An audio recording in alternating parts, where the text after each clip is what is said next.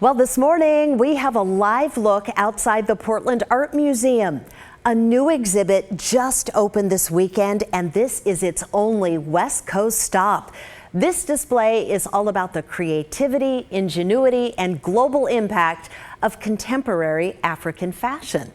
Also on display right now, a first-of-its-kind exhibit featuring Black artists in Oregon. It's a celebration of culture and creativity, and I talked to two women from different generations who helped bring it to life. It's a big deal. I want everybody to know about it. That's guest curator Intezar Abioto. She brought the Black Artists of Oregon exhibit to the Portland Art Museum.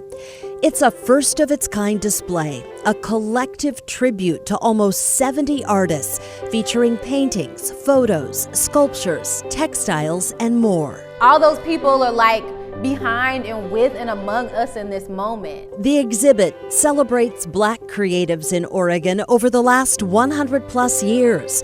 Young, old, men, women, queer, and trans.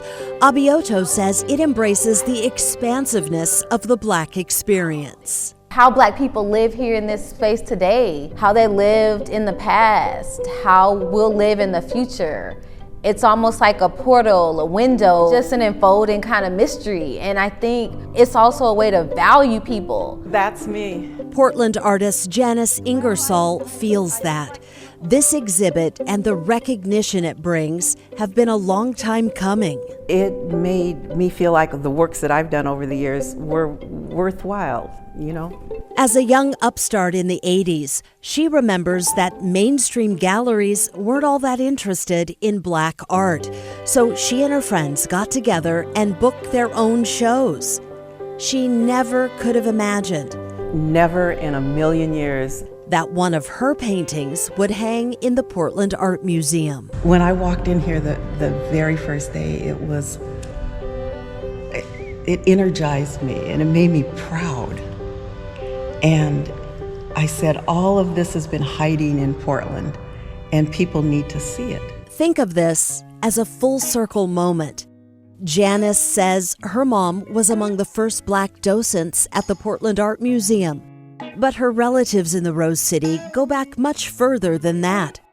Here's a photo of her grandmother at age 7 near Couch School in 1908.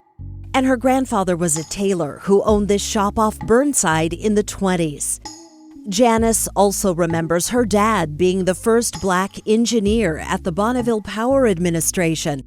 But she says his legacy is about more than math and science. Jacob Lawrence or Romare Bearden.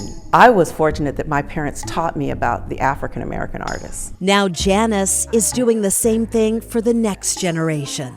I think that this show and watching my great-grandchildren respond to it shows me that it's going to continue. It's never going to go backwards. It's only going to get bigger and better. Black Artists of Oregon is more than an exhibit. It's an invitation to look, learn, and share. Like, what if it's a storytelling project that we're all engaged in? What if it's a research project? What if these artworks are just catalysts for us to imagine these artists and think about who else there is, who else could be in this space? When you begin to answer those questions, you become a weaver, expanding the tapestry, one thread at a time, elevating creators of color, and inspiring connection through art. And you can see the Black Artists of Oregon exhibit when you buy a general admission ticket to the museum. The website is portlandartmuseum.org, and the show runs now through March 19th of next year. So, Rod, there's plenty of time to see it. I think the thing that I'm most struck by when I walked in was just the explosion of color. It is so beautiful and vibrant. Yeah, no, enjoyed that story very much.